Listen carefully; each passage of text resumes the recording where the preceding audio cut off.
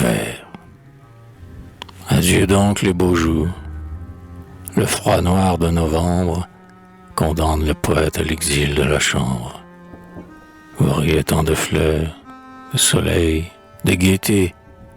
Rien, plus rien. Tout a fui comme un songe d'été. Là-bas, avec sa voix monotone et touchante, le pâtre seul détonne un vieux Noël. Il chante, et des sons fugitifs, le vent capricieux m'apporte la moitié, l'autre s'envole aux cieux. La femme de la Bible erre par les courbées, glanant le long des bois quelques branches tombées, pour attiser encore son foyer, pour nourrir encore quelques jours son enfant et mourir. Plus d'amour sous l'ombrage et la forêt complice gémit sous les frimas comme sous un cilice. La forêt, autrefois belle nymphe, laissant aller ses cheveux verts aux zéphyrs caressants, maigre et chauve aujourd'hui, sans parfum, sans toilette, sans vie, agite en l'air ses grands os de squelette. Un bruit mystérieux par intervalles en sort, semblable à cette voix qui disait « Pan est mort ». Ouais, la nature entière agonise à cette heure, et pourtant ce n'est pas de son deuil que je pleure, non, car je me souviens et songe avec effroi que voici la saison de la faim et du froid, que plus d'un malheureux tremble et se dit que neige pour m'envoler aussi, loin de nos champs de neige, les ailes de l'oiseau qui va chercher ailleurs du grain dans les sillons et des nids dans les fleurs, vers ces bords sans hiver que l'oranger parfume, où l'on a pour foyer le Vésuve qui fume, ou devant les palais, sur le marbre tiédi, le napolitain dort au rayon du midi. Ah, qui m'emportera? Mais captif à sa place, hélas, le pauvre meurt dans sa prison de glace. Il meurt, et cependant le riche insoucieux de son char voyageur fatigue les essieux.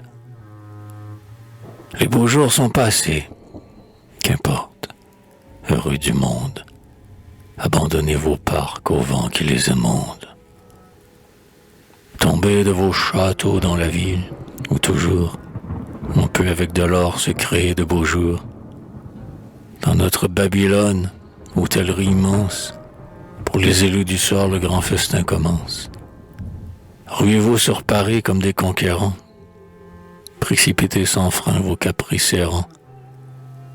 À vous tous les plaisirs et toutes les merveilles, le pauvre et ses sueurs, le poète et ses veilles, les fruits de tous les arts et de tous les climats, les chants de Rossini, les drames de Dumas. À vous les nuits d'amour, la bacchanale immonde, à vous pendant 6 mois Paris, à vous le monde. Ne craignez pas Thémis, devant le rameau d'or, Cerbère à triple gueule, elle s'apaise et dort. Mais, pour bien savourer ce bonheur solitaire, qu'assaisonne d'avance un jeûne volontaire, ne regardez jamais autour de vous.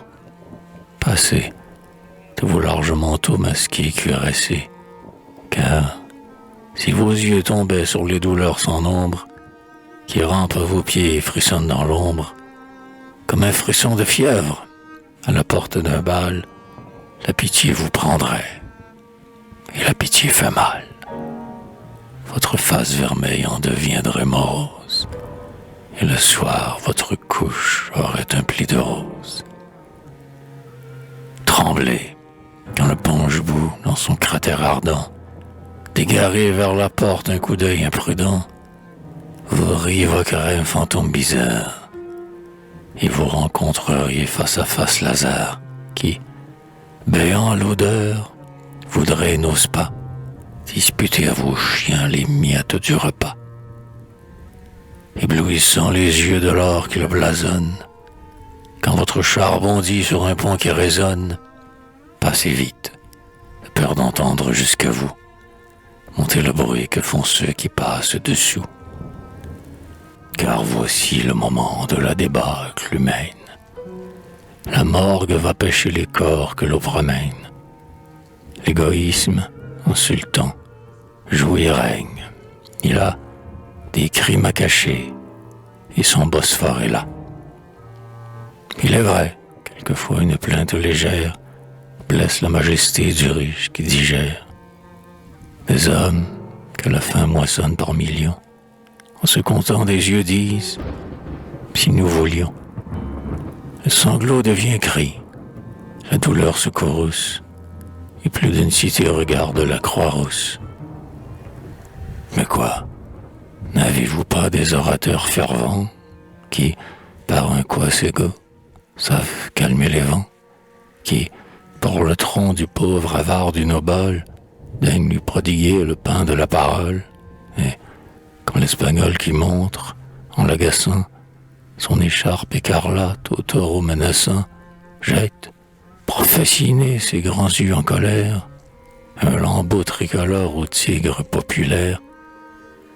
Ah, quand en viendra-t-il, ce jour que je rêvais, tardif réparateur de tant de jours mauvais, ce niveau qui, selon les écrivains prophètes, léger et caressant passera sur les têtes.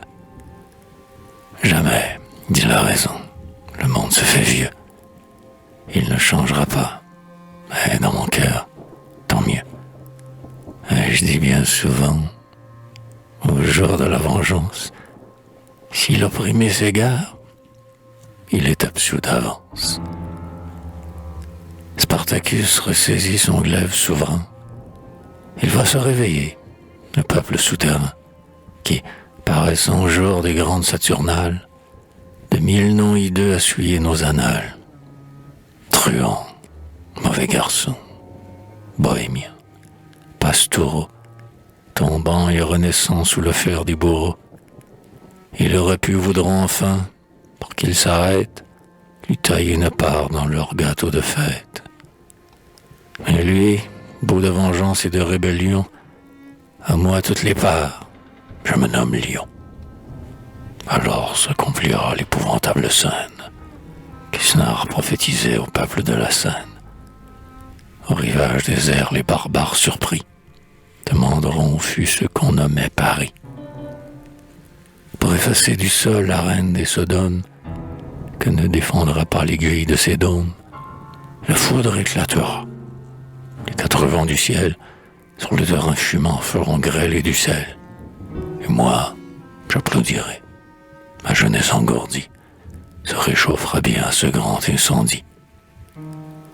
Ainsi je m'égarais à des vœux imprudents, et j'attisais de pleurs mes yambes ardents. Je haïssais alors, car la souffrance irrite. Mais un peu de bonheur m'a converti bien vite. Que son vers clément pardonne au genre humain. Que faut-il au poète? Un baiser et du pain. Dieu ménagea le vent à ma pauvreté nue. Mais le siècle d'errant pour d'autres continue. Et des mots fraternels mon cœur est en émoi. Dieu, révèle-toi bon pour tous comme pour moi. Que ta main en tombant étouffe le blasphème. Empêche de souffrir, puisque tu veux qu'on aime. Pour que tes fils élus, tes fils déshérités, ne lancent plus d'en bas des regards irrités. Aux petits oiseaux, toi qui donnes pâture, nourris toutes les faims. À tout dans la nature, que ton hiver soit doux, et son règne fini. La pâte et l'oiseau chanteront. Sois béni.